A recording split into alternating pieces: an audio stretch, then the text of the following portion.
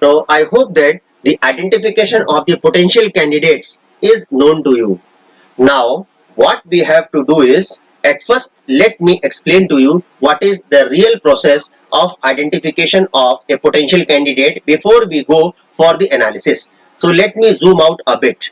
So, we have to start the blinking part over this particular image. Now once we have started this blinking of the image, what we have to do is we have to take this grid by grid. Let us take this first grid, and in the first grid, if we are able to identify a particular object which is moving, and which is not only moving, but what we have to see, we have to see that a particular object is moving in a straight line in a particular direction. It means if it is moving towards the right, it should move towards the right in all the images, that is from image 1 to 2 to 3 to 4. It should not change their direction in between.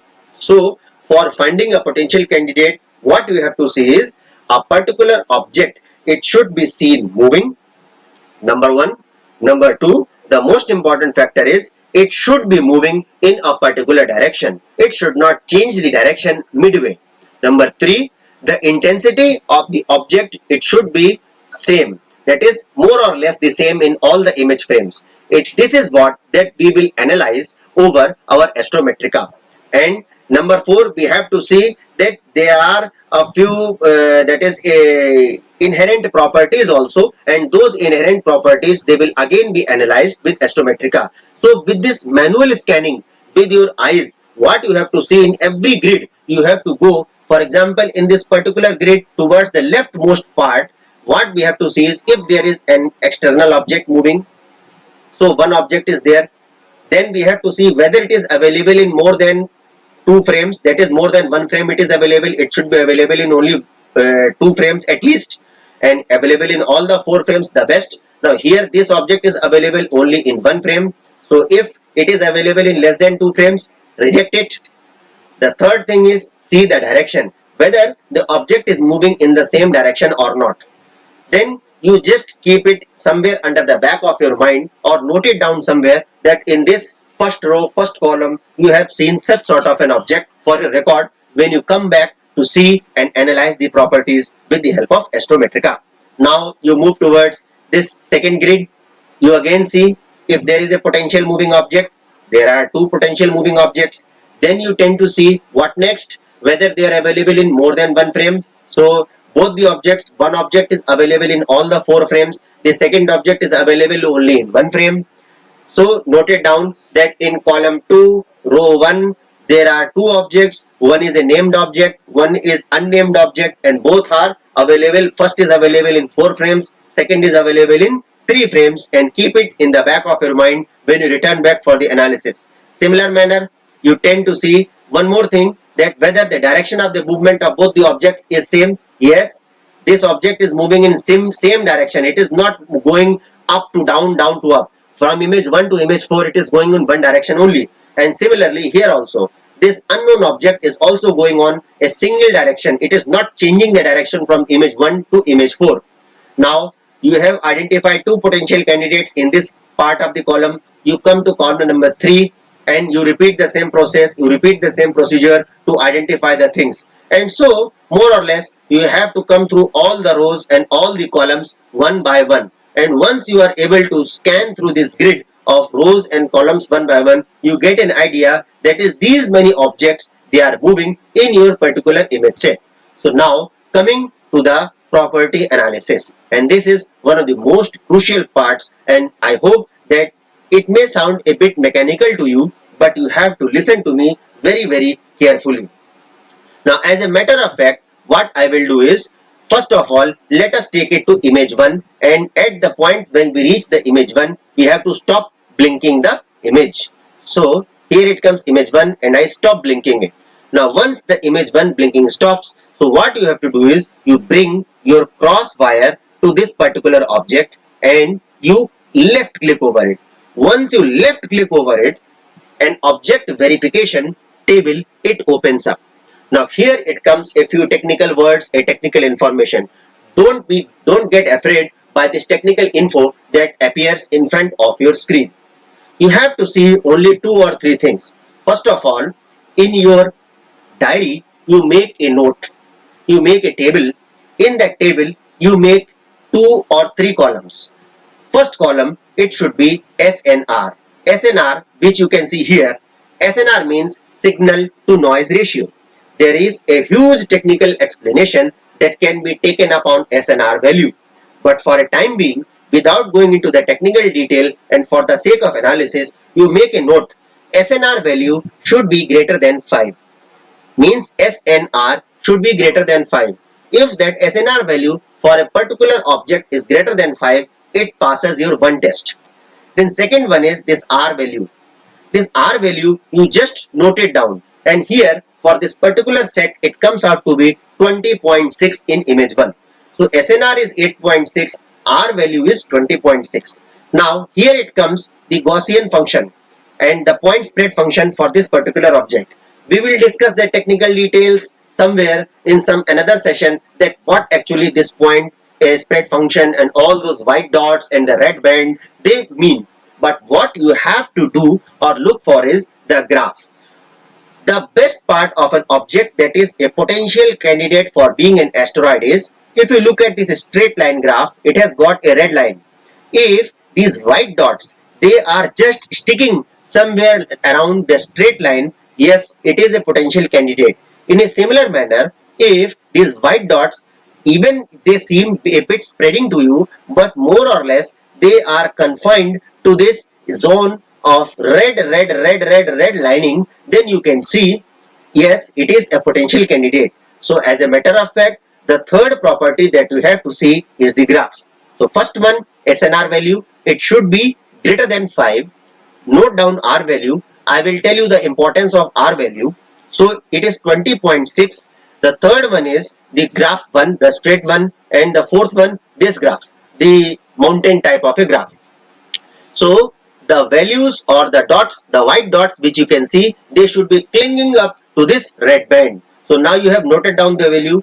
Don't accept it, just reject it. Move it to the next frame by step. In the second step, you just again bring your cross wire to this object. You left click over it. Again you see R value, note down 20.4, SNR is 6.7. It again passes the test.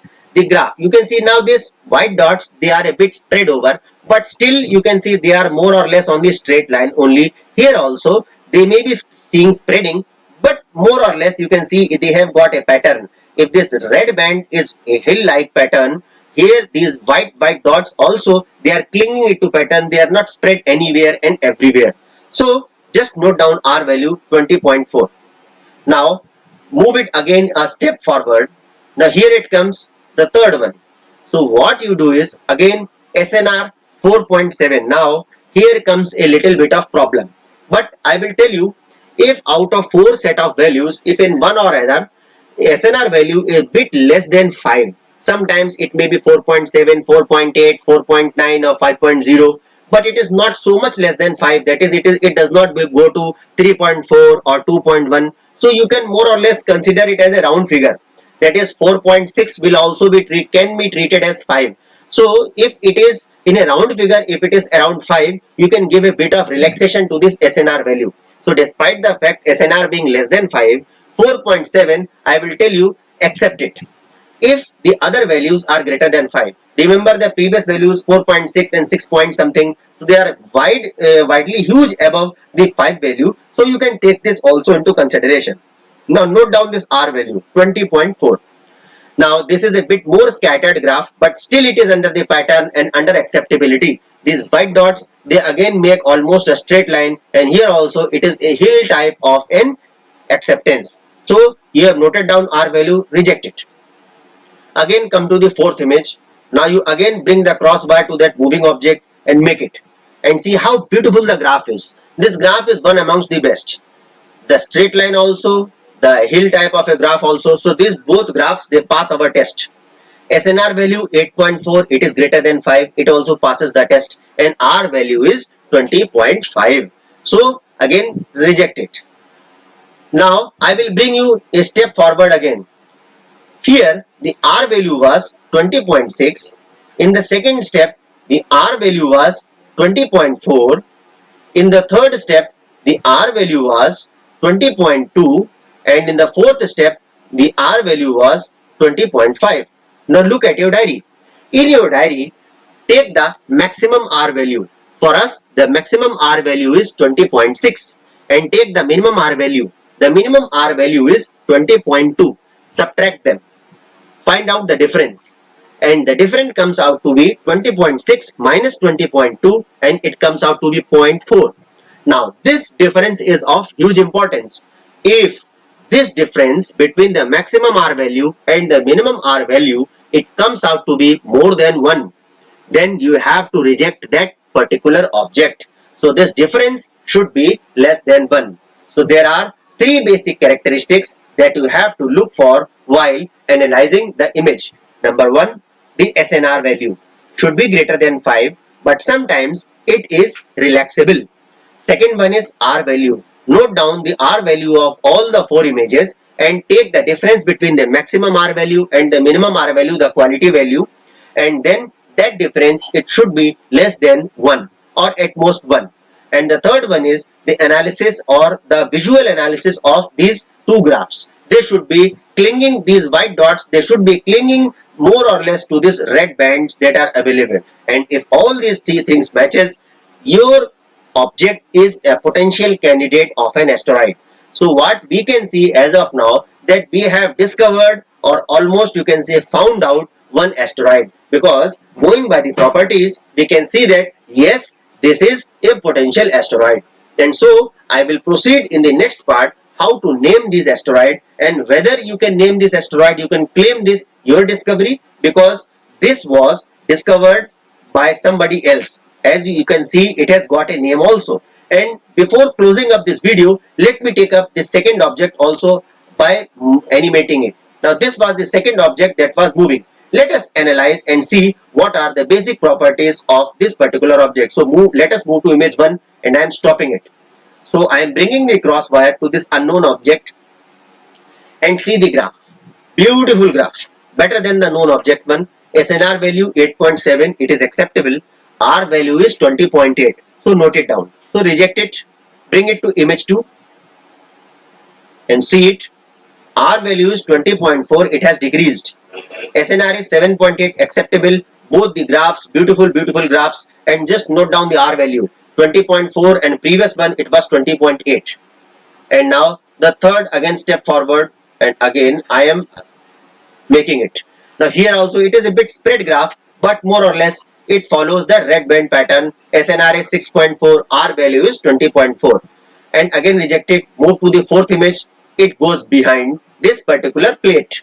So we have got this object available in only 3 image sets. Now you just see your table which you had created over your copy. R value 20.8 was the maximum value of R, and minimum value of R was 20.4 if I am not wrong. In second image also 20.4. In third image also it will be 20.4. You take the difference. 20.8 minus 20.4, the difference comes out to be 0.4. So this is also a potential candidate of an asteroid, and in fact you have discovered it.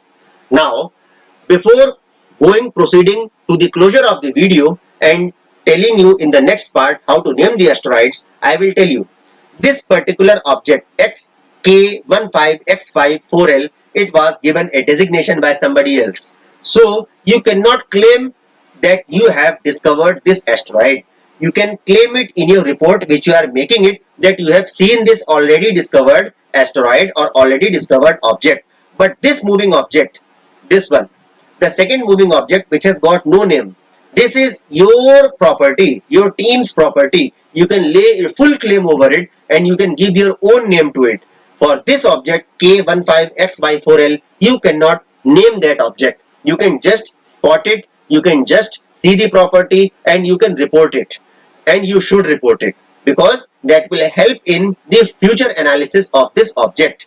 And this object, the second object which is unknown, unnamed up till now, you have got the full claims to lay your hands over naming this object also. You can provide your own name, that is your team designation, as it should be following. So in the next part, I will be discussing about how to name the different types of objects that you may find. There will be 4 types of objects that you will find in your image sets, and out of those 4, 2 are already in front of you in this blinking format. One is K15XY4L and second one is without any designation. So I hope that these concepts have been clear to you up till now. So I am just taking a short break before bringing you the next video. Thank you. Thanks a lot for staying with me.